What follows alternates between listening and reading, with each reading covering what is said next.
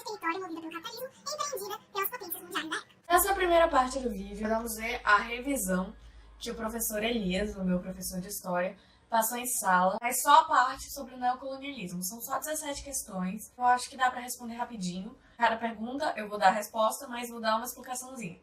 E eu quero pedir desculpas se tiver barulho, porque a minha mãe tá dando assim uma festa aqui, lá embaixo. E tá tendo música, tem gente falando, eu não sei se dá pra ouvir no vídeo. Então, se tiver dando pra ouvir música, se depois vocês ouvirem funk, porque os amigos dela são um negócio assim legal. Se alguém vir isso, meus amiguinhos, amo vocês, tá? Tá, se tiver dando pra ouvir música, me desculpem, é por causa disso mesmo, tá? Revisão sobre neocolonialismo. Primeira pergunta. Conceitue neocolonialismo no século XIX. Sabe quando a gente tá no primeiro aninho e a primeira frase que a gente ouve numa aula de história é a seguinte: Cabral descobriu o Brasil. Pois é, aquilo ali é colonialismo. Neocolonialismo é uma nova fase do colonialismo. Vocês com certeza não tem...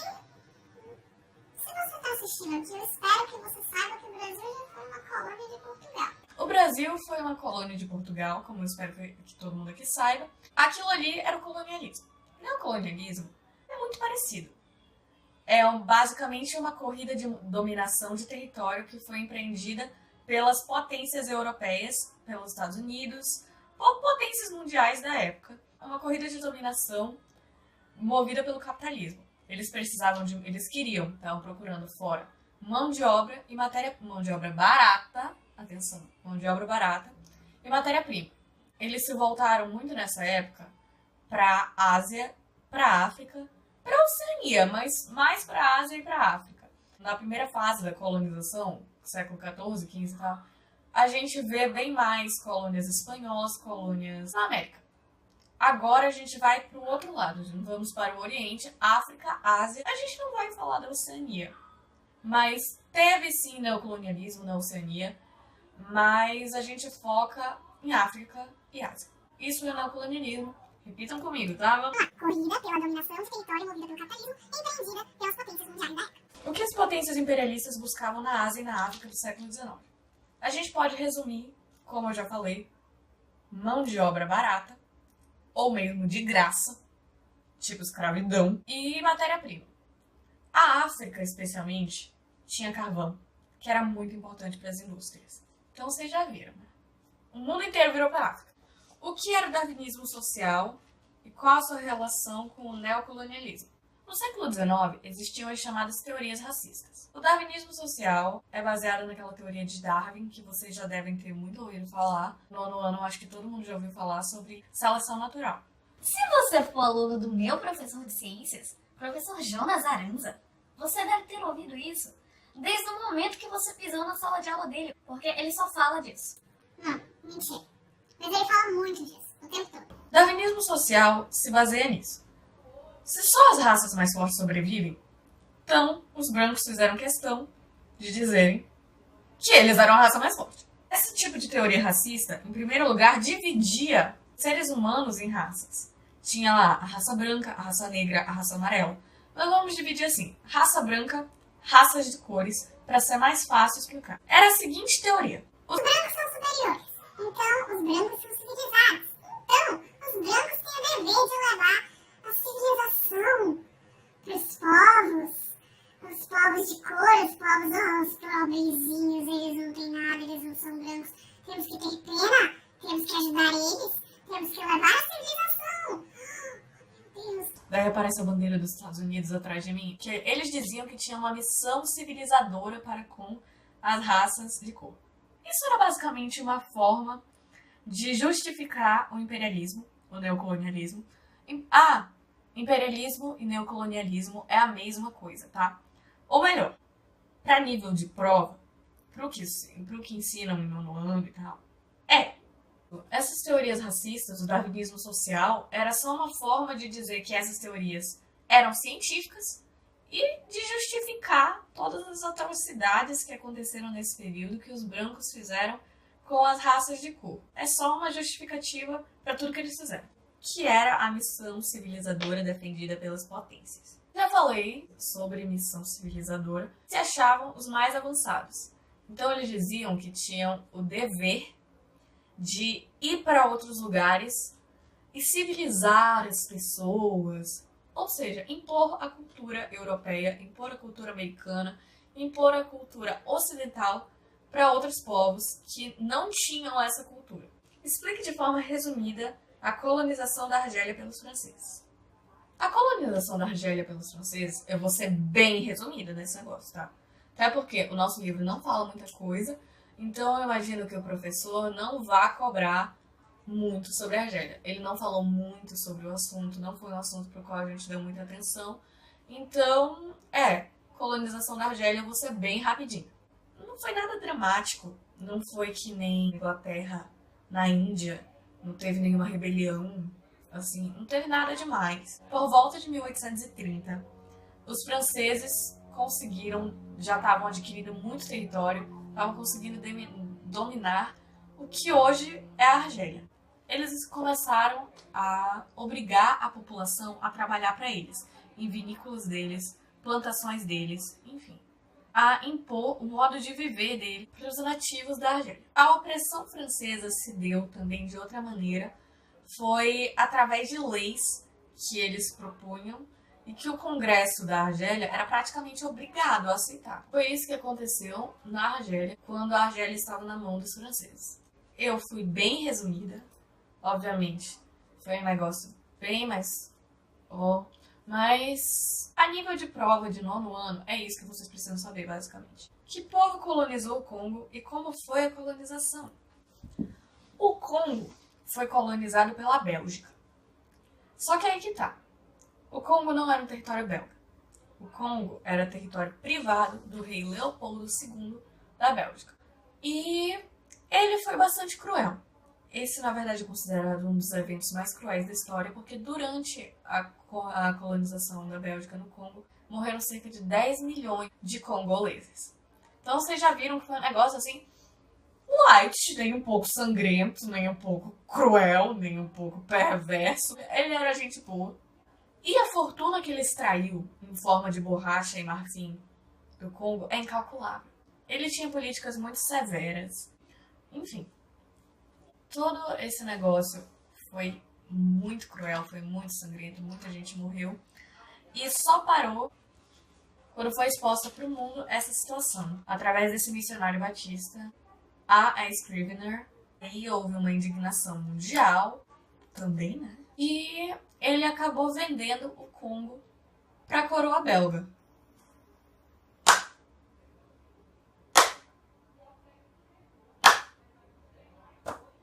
Grande diferença. O Congo foi colonizado pelos belgas e foi uma colonização muito cruel. Como os britânicos exerceram influência sobre o Egito na época do Canal de Suez, os egípcios tinham contraído uma grande dívida com os britânicos na época do Canal de Suez. Os britânicos se aproveitaram dessa situação e transformaram o Egito num protetorado britânico. Clarissa, o que é um protetorado? Sempre me perguntam. É tipo o seu quarto dentro da sua casa, sendo que a sua mãe é a rainha da casa e você é quem governa o protetorado. Você pode pôr e tirar objetos do seu quarto, mas se você for fazer algum negócio que influencie no resto da casa, você tem que perguntar pra ela. Se você for fazer qualquer coisa assim importante no seu quarto, você tem que perguntar pra ela.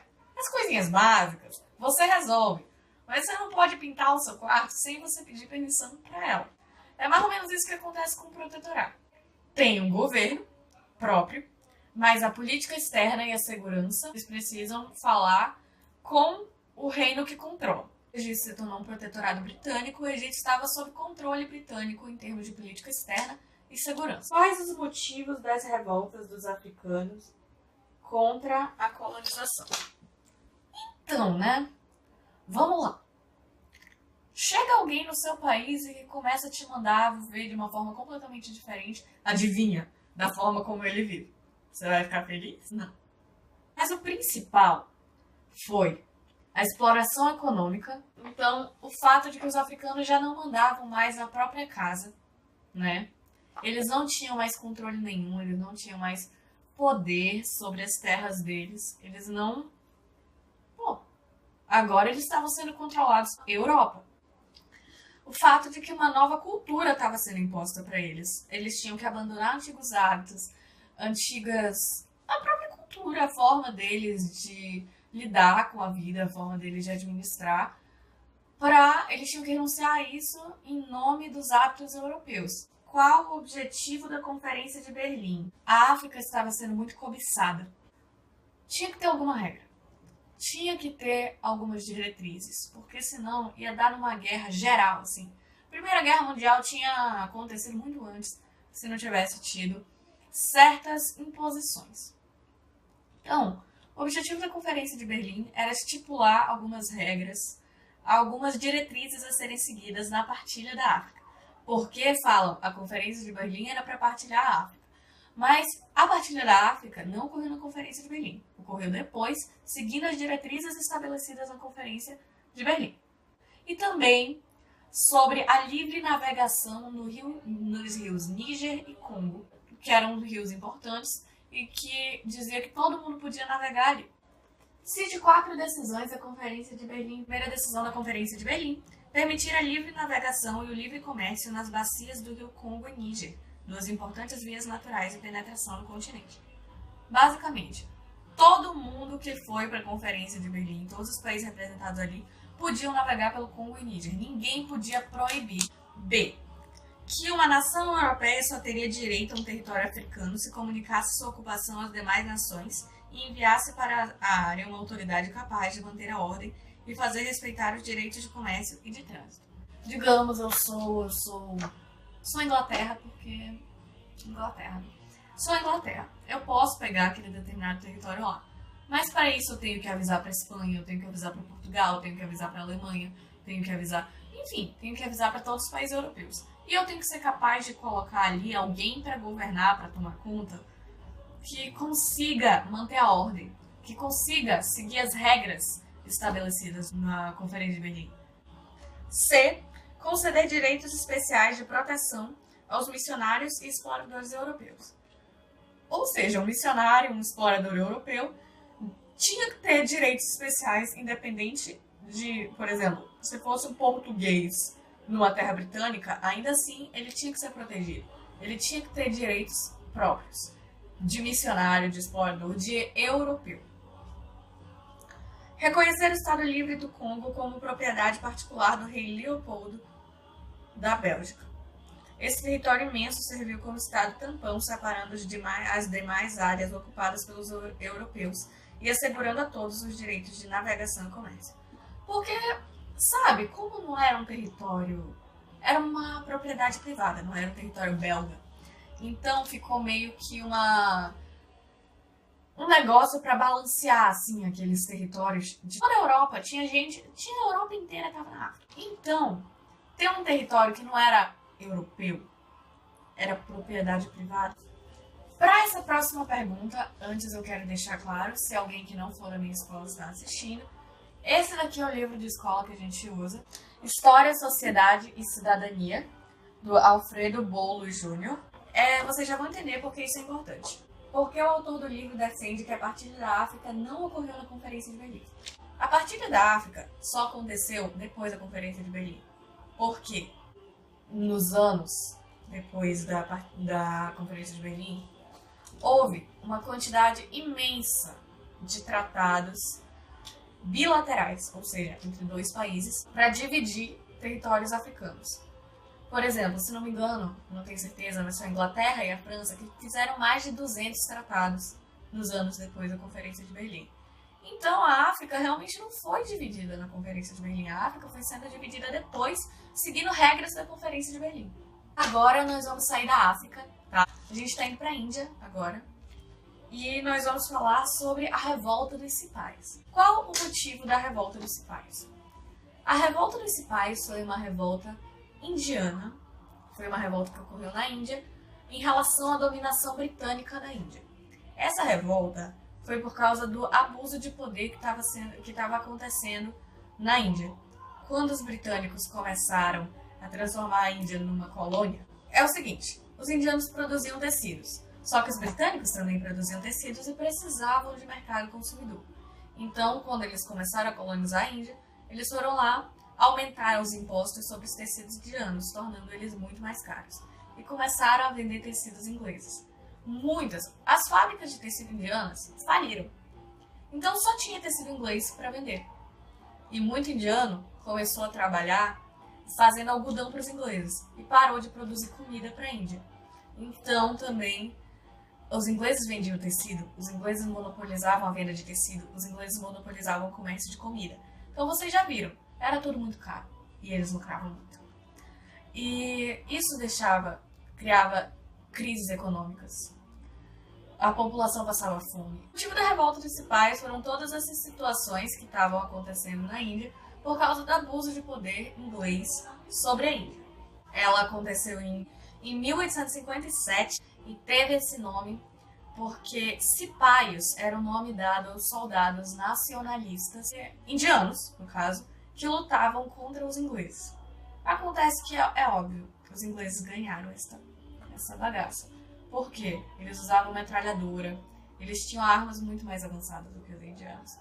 Então, eles conseguiram reprimir bem rápido as providências que os britânicos tomaram depois da revolta dos cipaios.